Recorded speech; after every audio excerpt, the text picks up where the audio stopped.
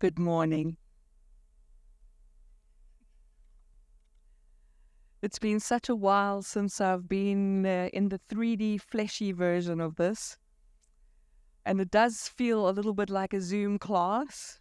Some of you are still connecting your audios and saying, "Can you hear me?" and putting on your ring lights and pushing that little button on Zoom says, "Touch up my appearance," so we all look 5 years younger. Yes, I had to talk myself into, hey, you can go out into the world without touch up my appearance. Yeah? Such a pleasure to be with you all. Thanks for coming, and thanks to Deborah. And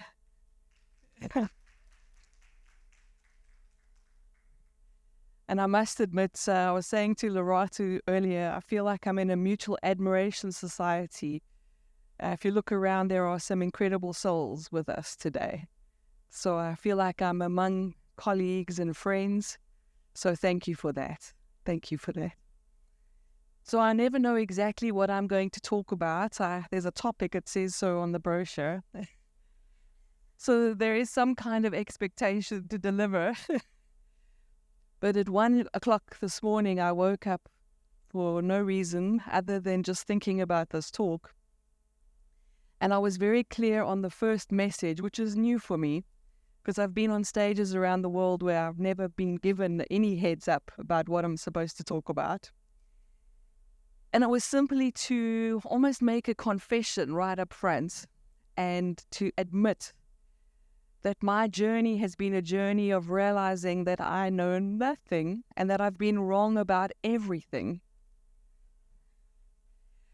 And literally at 1 o'clock in the morning, there was like this list of, yes, you see, this is what you were wrong about, this is what you were wrong about, this is what you were wrong about. And I found it very liberating.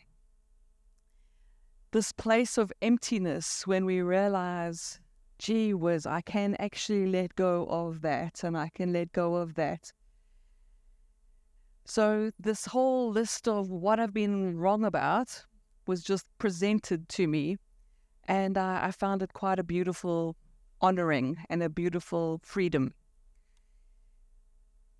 Loratu's here, which was very special for me. We haven't seen each other in how many years, Loratu? Quite a while. And I thought it was appropriate to tell you a little bit of a story to start off with. I'm trying to remember how many years it was. I have to work things out based on the age of my daughters. So I thought it was possibly about 17 odd years, 17, 18 odd years ago. A gentleman by the name of Radhakrishna, he's a monk. Well, he was a monk, a Dasaji from India. I met him and we connected immediately because we realized that we both loved computer games. Yes, I'm not joking. And it must have been divine intervention because we had exactly the same ringtone, you see. So I was very fortunate to be invited by Radhakrishna to head on out to India, drag my hubby along. And one day we were told very strictly that you had to wear white. You had to wear white. So of course we had to go and buy white cotton clothes. And we were taken out of the campus. We were in a very beautiful part of, it was like 2 hours out of Chennai, south of India. And we were going to be taken on a very special walk. So we walked out the campus. There was about 20 of us, most of us Westerners, some from the United States, all in our white robes in the hot Indian sun, sweating, trying very hard to look spiritual.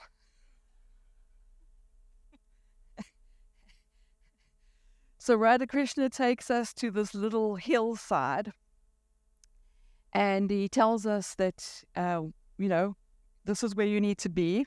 So we all, in our white little robes standing out in the sun.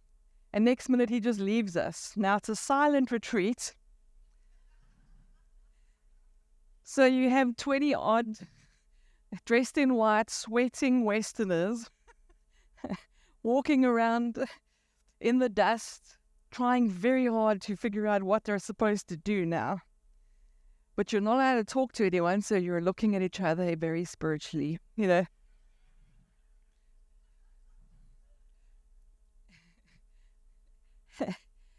And I was like, well, is it spiritual to have a seat? I wondered,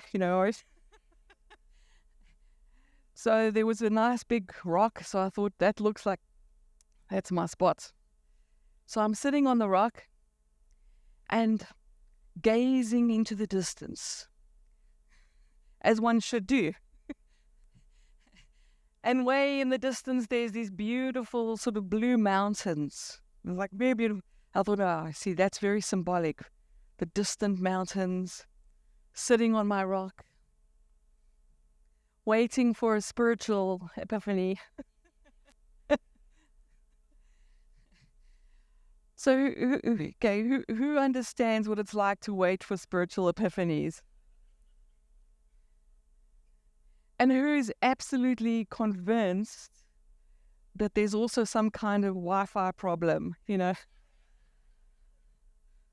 No, you're on mute.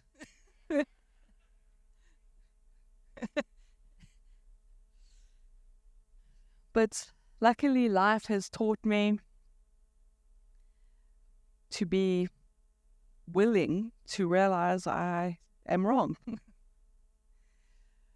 So I realized it wasn't working, which is a good strategy, by the way. It's like, okay, staring at the mountains, not producing anything. So I looked down at the rock and I thought, just close your eyes. So I closed my eyes for a moment. And there's this little something that I'd like to invite you to today. And I will connect it to the topic, I promise. Well, I hope.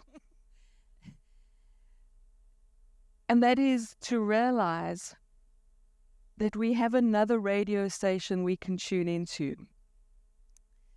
There's this chattering mind.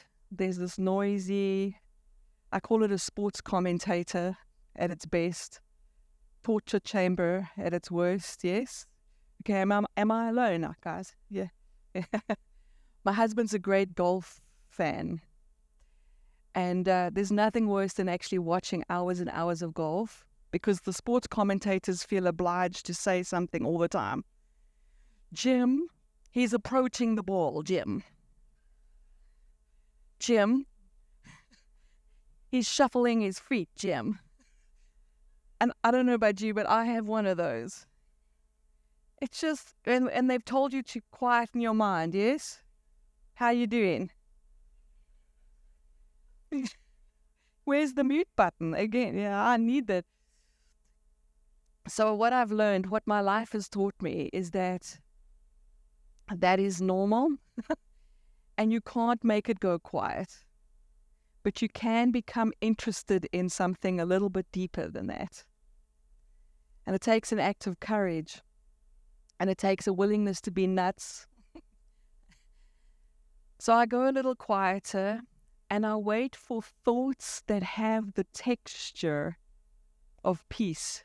Just a little more peace, a little bit more solidness to them. Where it feels like instead of the chatter, there's a kind of translated knowing. And I'm fortunate in my life that I've learned how to pay more attention to that, and I think have become skilled at translating that. So I'm staring at the mountains now. I've closed my eyes, and I'm listening a little bit. And what comes to me is you're so busy trying to be spiritual that you're missing what's right here.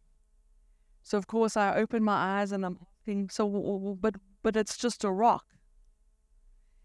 So now I think, okay, I must notice what's here. Okay, rock. And then there was a little luminous green spider that ran across the side of the rock. I was like, is that it? Is that... Okay, luminous green spider. Have you noticed that's what our minds do as well? Our minds want to put sticky notes on everything. In fact, I think if we could visually see our minds. We would just see sticky notes covering everything. It's like, hi, nice to meet you, sticky notes. So there's like a sticky note on spider, and there's a sticky note on the rock. And I'm like, okay, hang on, let's just see. Let me be willing to be wrong about the rock. So I put my hands on the rock, and I was like, okay, more sticky notes. It's a bit scratchy. It's a bit cold. Sticky notes. How much of our lives are covered up in sticky notes? And then for a moment, all the sticky notes just went quiet, and I put away the sticky notes in a willingness to discover what was here right now. And in this one moment, very simple, ordinary, but difficult to articulate, there was only love.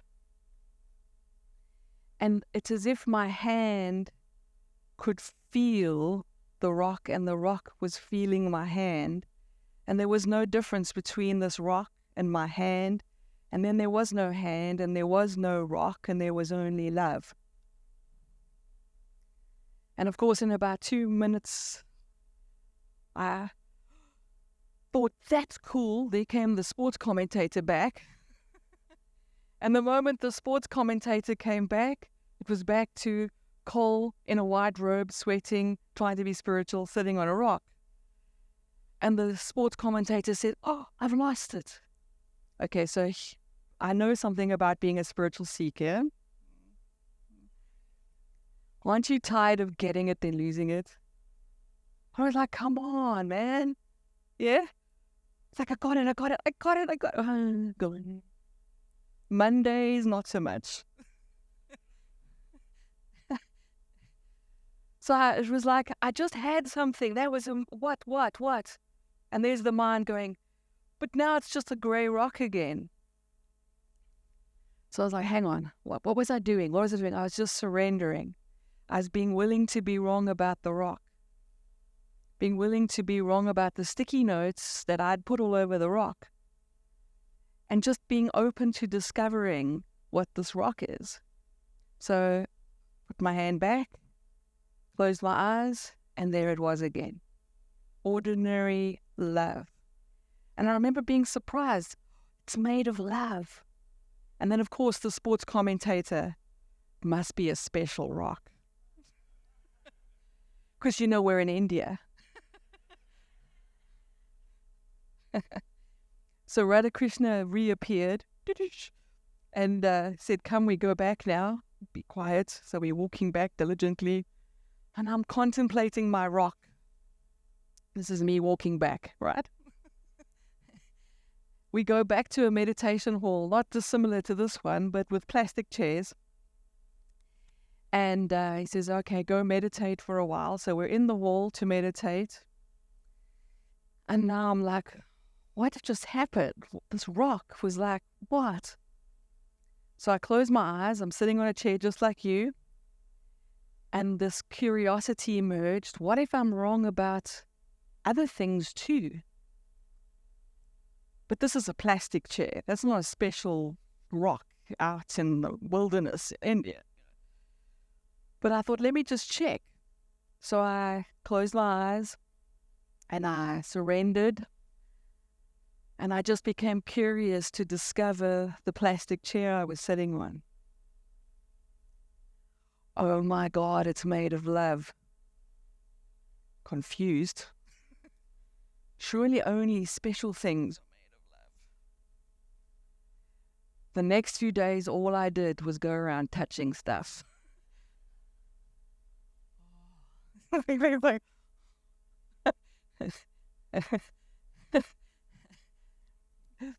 Every morning, we were supposed to be quiet, sitting there, silent retreat. I'm a bit of a mischief person sometimes. And we're sitting there, and there were these delegates there. And there was a couple, a young man and woman, and he was an amputee, had one arm. missing. And we whispered to each other, very naughty. Like, what do you do? Like, everybody asks you the question, yes? So after they say, hello, my name, what's the next thing? What do you do? Now, here's an interesting thing. What do we answer? I am. We make what we do into who we are. There's a little box called what I do, and we climb into it. It's also a sticky note. Yes. Anyway, so I made the assumption, because he said they're into drumming. So I was like, yeah, like we've got drummers here today. Yes, there's going to be some drumming circles later. We're into drumming. So I thought, I said to him, well, if you ever come to South Africa, I know some people, just a few people. Maybe we can do some drumming circles and you can stay by us. A few days later when we left, Radhakrishna says to me, you know who that is, right? Like he's a drummer. Yes, Cole, he's a drummer for Def Leppard. And bless him. He was so sweet. He said, thank you so much for the invitation.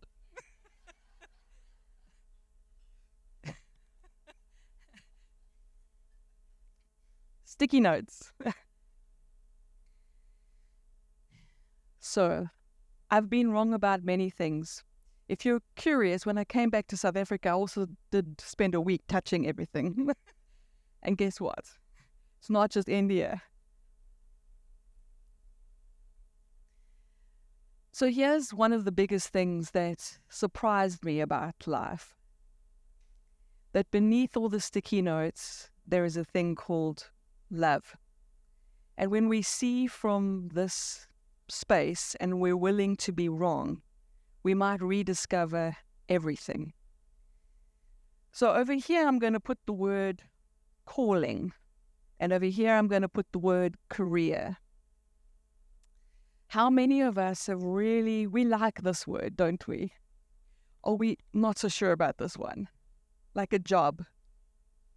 Who else has been allergic to the idea of, work and money and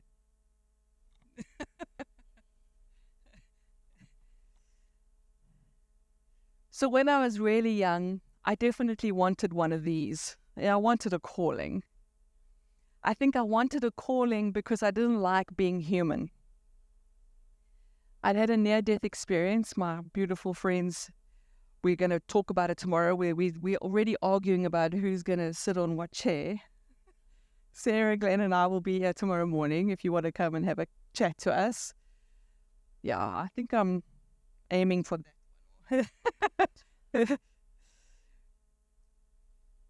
So this thing called a calling, I wanted one very badly because I was convinced when I saw sci-fi movies when I was young, like Star Wars and Star Trek, I'm like, that's real. This isn't. I've lost my badge. You know the little Star Trek badge? I'm not sorry if you're not a geek. In Star Trek, you get a badge. And when you get teleported down to a planet and you now don't want to be there anymore, you go like this. And you go, beam me up, Scotty. I was like, someone took my badge. I really didn't want to be here. I had a near-death experience when I was 4. And as a consequence, felt very homesick for the first 20 years of my life. So I desperately wanted a calling because I just wanted anything to get away from the pain of being a human being. This is not for sissies, right? You've noticed. Yeah. It's tough being a human. Yeah. I think many of us look down at Earth as souls and we went, look at what they're doing. I'm not going to do that. I'm not going to be like that. Yes?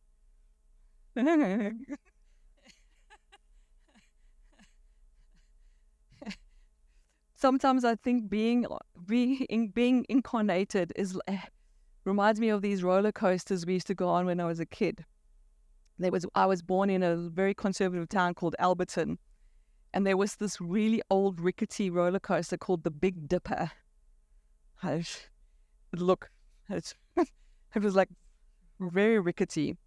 And what you did is you climbed in, and then as it started to go, the little bar went down, click, click, click, click, till you can't get out anymore. And then you start going up like this. You're like, oh, what the hell was I thinking? And then you start screaming, and you don't stop screaming till you're finished. And then the bar opens and you get out, and immediately the first thing you say is, I want to go again.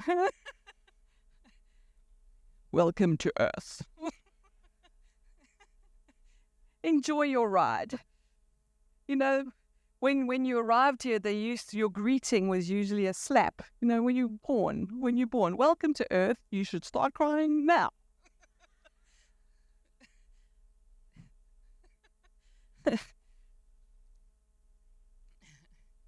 So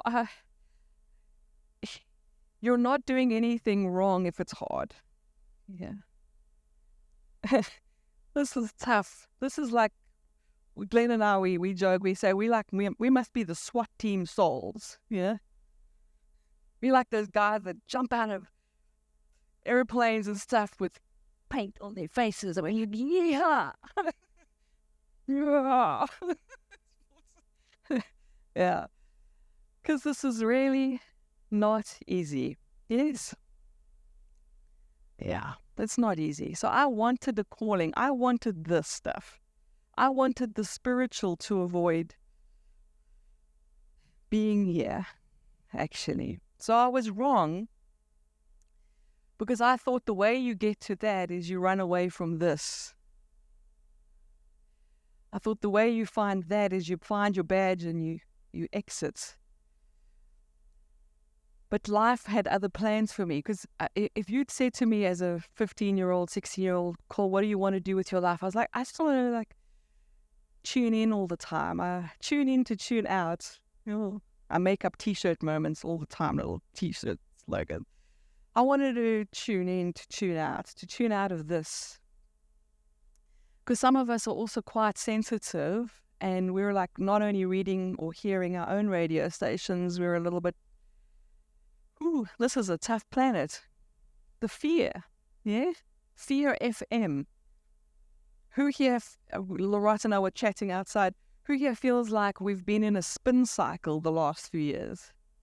It's relentless, isn't it? It's collective spin cycle, and it spat us out on the other side, and we're still, and it's coming at us from all sides.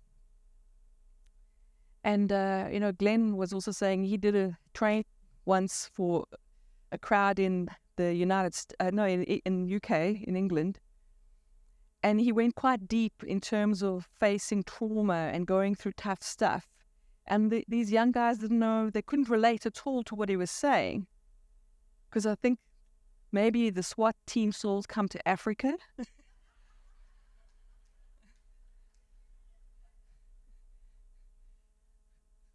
We're like, no, give me a challenge. Come on. Oh, okay. Yeah, well, it's beautiful. It's animals and sunsets and, you sure I'm going to be okay? Yeah, so I wanted a calling. We want a calling. Can we also call it a longing? Who here knows the longing? The longing. And what's so frustrating about the longing is we don't even know really what we're longing for.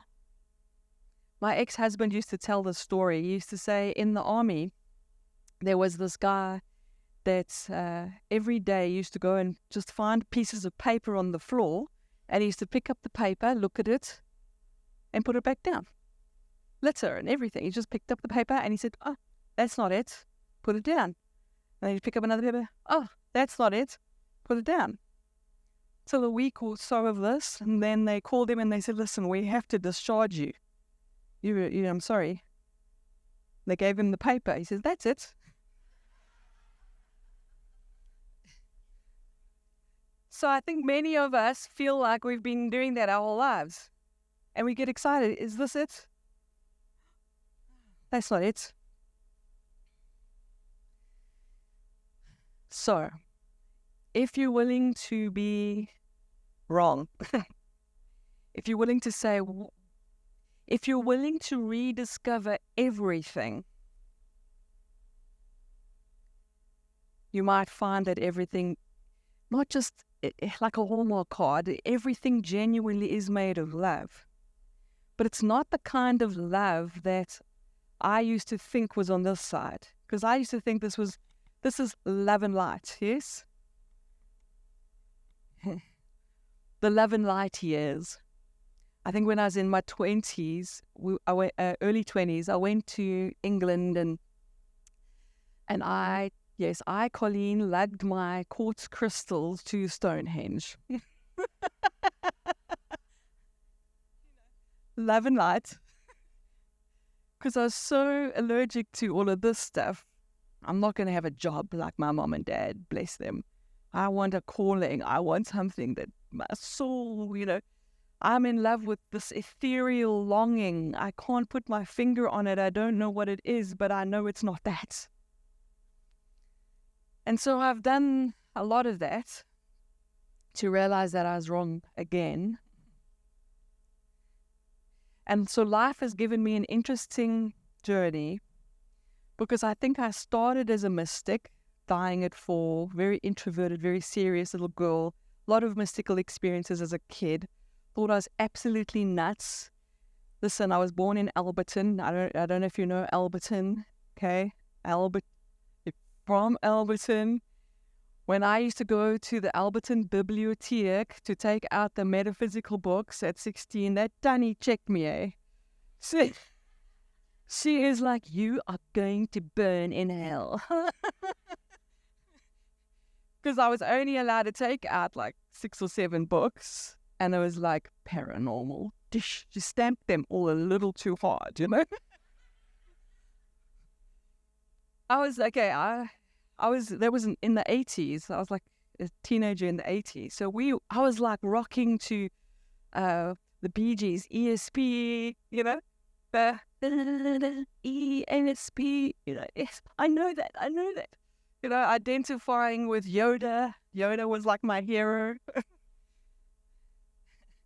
So I started as a mystic, and then by accident I was considered to, someone decided I was psychic, so I became like this protege teenage psychic and had clients. I was terrified out of my mind. Started doing readings after school, take my school uniform off, and people would arrive at my front door and they say, hello, sweetheart, I'm here to see Colleen. And I'm like, I'm Colleen. But I was so desperate. I had this longing, you see, this calling for something we don't know what it is. And so did that for a few years, tried a couple of other things out. In my 20s, started a school where I met some of these beautiful people. Can you believe it? All along an academy of metaphysics. Yeah. Oh. And I used to teach about 60 odd people, 60 to 100 people a week. Got to meet Radha Krishna. And now, my kids who are now in their 20s say, Mom, you were the queen of the woo-woos. Did all of that. It was a fabulous adventure. Did the India thing. Fell in love with rocks. Embarrassed myself in front of drummers. Or, did all that kind of stuff. Had documentary movies made about my life. And I think part of me was just like, what is happening? Went through all of that. And then the spin cycle turned up again. And my darling Glenn was visiting, and we were in an armed robbery. Glenn, myself, and my husband, my kids were sleeping, fortunately. And things got turned upside down again. And that was like the beginning of a whole other chapter of our lives. It was 8 months later you were shot. Yeah. And I'm going to share one of those little slices. Me sitting crying with the trauma of everything. And I'm doing what I know how to do. And here's the thing about seeking wisdom and seeking truth. Again, it's about being willing to be wrong. I think it's so important for us, again, not to try to be spiritual. When you meditate, when you connect, when you pray, don't try to be spiritual. What I've learned is that the best way to do this is to be absolutely raw and real. But that takes courage, doesn't it? It's okay, you SWAT team, you can do it. So SWAT team courage is me sitting there going, I've been following my calling. I've been, a trooper, connecting to my soul. And now this horrendous thing has happened. This insanely tough, challenging thing has happened. I think it's so important for us to just be honest about whatever we're feeling, the pettiness, whatever it is. When we're struggling financially, when the world has been turned upside down, to put on the table that we don't actually know why and what's going on, and we're willing to surrender. And that's a kind of spirituality that I never knew when I was young, but have learned, yes? So one of the things that someone had said to me like a week before, when they'd heard that we'd been through all this horrendous stuff, and okay, I'm going to do this. He was a lovely chap who would stand in front of you and go things like, he would do this. And he would say, hang on. He says, what I'm getting, and he would impart his thoughts to you. And he said to me, Cole, he said, what did you do to attract this? This is where I have another T-shirt I want to create. Don't open your mind so much that your heart falls out. He says, what did you do to what did you do to attract this? And I remember feeling that you felt it, right? It's like it hits you. It hits you. But I thought, what if he's right? What if he's right? So now I'm meditating and I'm tuning in and I'm asking, did I do this to myself? Did we do this to ourselves? Did we put ourselves through this? Did I have some negative thought that attracted this to me? Because it's, just in case. And let me share with you what I got and see if this is healing medicine for you. The first words were, winter is not your fault. And with that was, you can think summer, winter's still going to show up.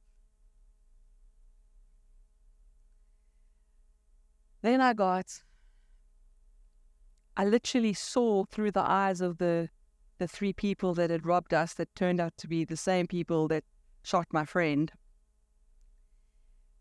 And it was like they just went down the street and they said, oh, that one looks easy. And then I looked a little bit deeper, and it's just like this falling down of all these ideas and these thoughts. And it was like, do you have any idea who you really are? That you were brave enough to say yes to being on earth, to being a human being. And I got a glimpse of that. I got a feel for it, like feeling that rock. Suddenly it wasn't a rock, it was love.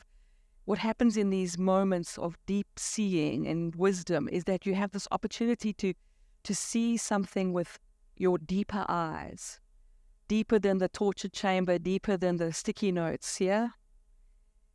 And it was just this moment of seeing this idea that we think we are, right? This little creature scraping for scraps of happiness and grabbing for money and we believe that, don't we?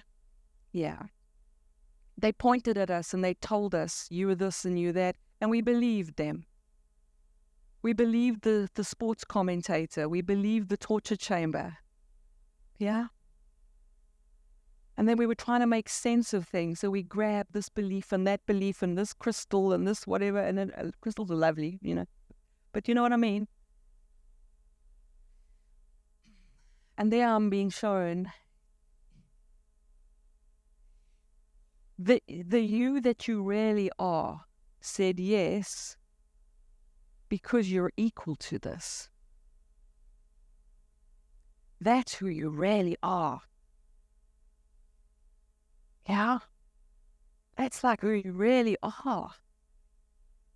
And that, my beautifuls, is the real calling.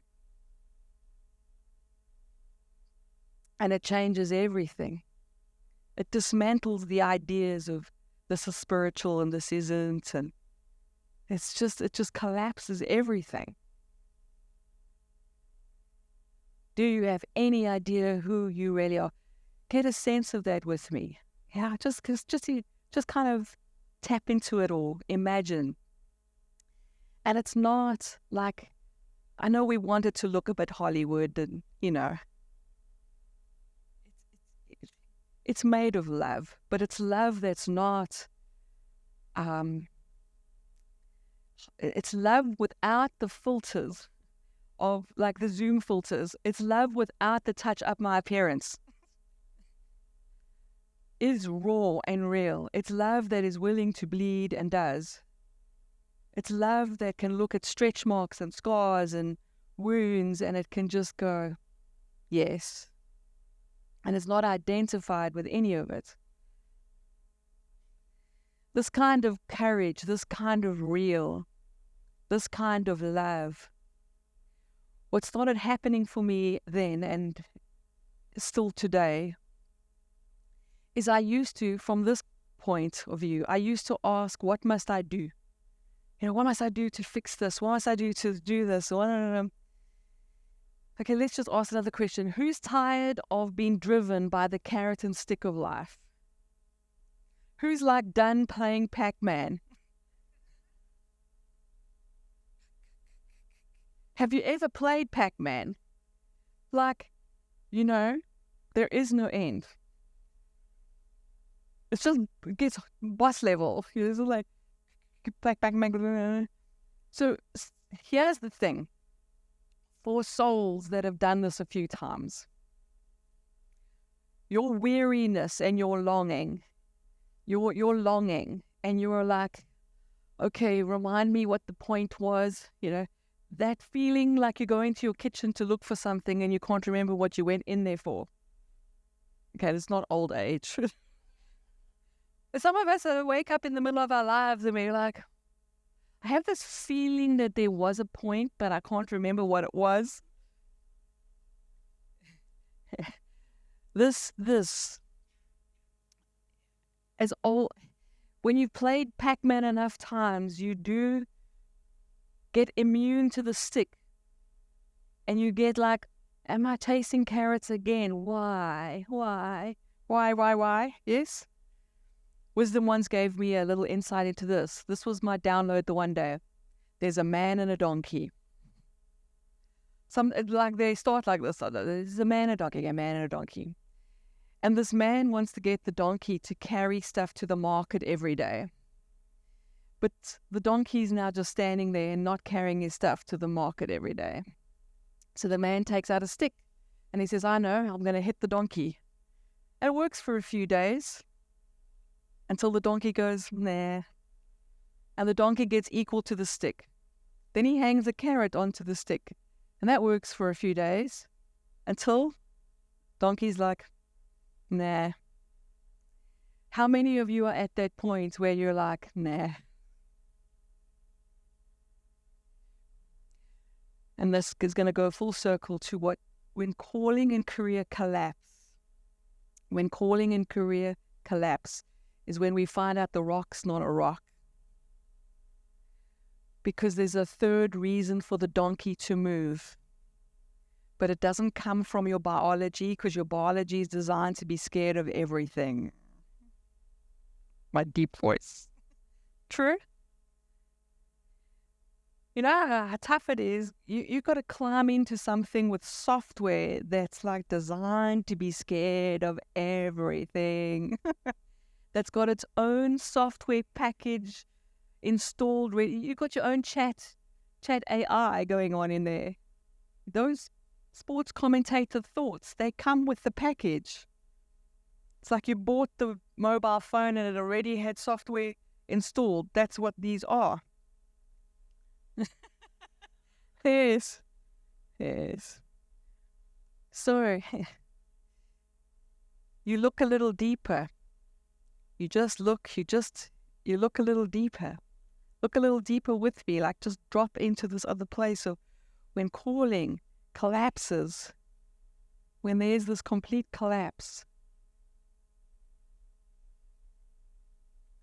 the third reason the donkey moves is, how does love want to move today? Because I realize that everything, the texture of it is made of it. The plastic chair, my eyelashes, this thing I think of as Colleen. You start realizing it's all made of the same stuff, and I know that can be abstract. I understand that. But what happens if you ask the question, how does love want to move today, and you discover that? And here's the thing I was wrong about. Love doesn't mind building businesses. Love doesn't mind building websites. When I was younger, looking at I want a calling, I want to be spiritual, I judged all of that stuff. Okay, when I was young, there weren't things called websites, but I judged the material world. That's materialistic. I'm spiritual. Yeah? And the collapse of that is to realize none of us know how love wants to move for the other. So for one person, love wants to move as a business person. Another person, love wants to make you a cup of coffee. Now the thing is, if you're making the cup of coffee from the stick or the carrot, that's what you bless the coffee with. And that's okay. It's the best we can do because it's still made of love. But what an adventure to step into. How does love want to move today? And when life took me into giving up my academy, which was a surprise, and wisdom says, drop the spiritual teacher identity. Last time we were all together, some of us, I let that all go. And I was terrifying. Now what am I going to do? Well, what love wants to do now is it wants to build a business. Like, I don't know what I'm doing. Apparently love knows how to do these things. Love built websites. They let me in boardrooms. I was closing deals and building coaching programs and getting accreditation and working with my beautiful friend Glenn, and it was all the time I was like shocked. Listening to an accountant, everything had to be burned up in love. Everything had to be reformed to find a way to market from love instead of feel like I was selling my soul. You know, how do you market? How do you go to market? Well, carrot, stick, or love. And then a couple of years ago, my kids were finally older, and I thought I was going to be free.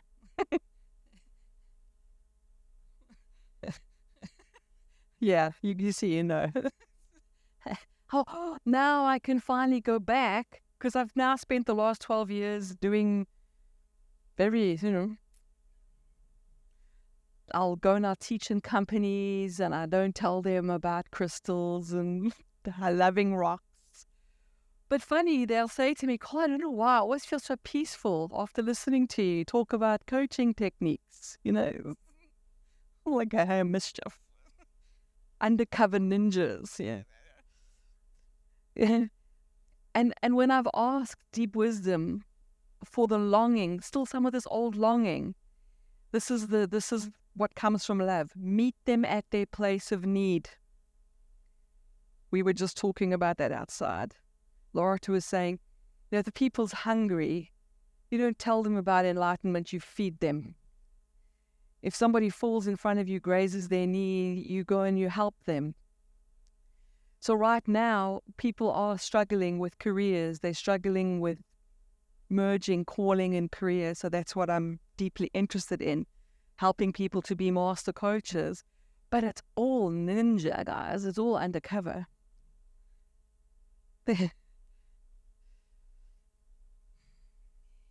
Yeah.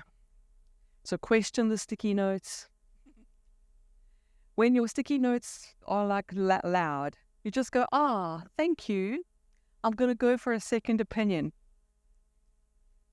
Yeah? And then maybe the question, how does love want to move? Because that is your calling, not my calling, not the calling someone's next to you.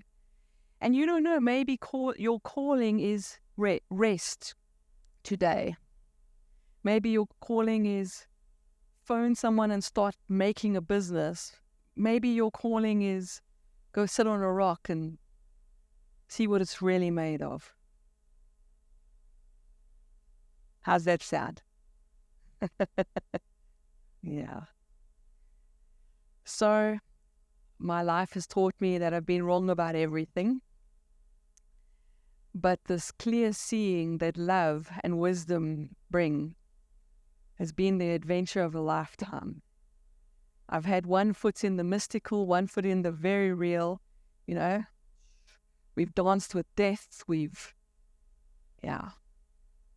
bled a lot. We've cried a lot. And it's left us in a good space. Because now it feels like that love that I found in the rock, it feels like it's colonized everything. And I wanted to take everything. I remember actually that was my prayer a few years ago. I just said, take it all. I said, take it all. I don't want anything left. That's what happens when you're tired of playing Pac-Man. And I'm here to tell you it's okay. We're here to remind each other. You are so much more than you think. Not in the egoic, this that I'm talking about. This that can look in other people's eyes and see yourself looking back. This that's willing to be silly. Yeah. This that's willing to age. Apparently, where gravity is winning, so you might as well get over it. This that's willing to be in a world where there's just insanity, people. We can call it as it is. This is insane. It's insane. So get your popcorn out. It's going to be a ride. But connect to how does love want to move. Challenge the sticky notes. Be willing to look a little deeper. You'll find your courage. You'll find that part of you that can face this with dignity. Yeah. And isn't that really, that makes it okay, doesn't it? Yeah. Thank you.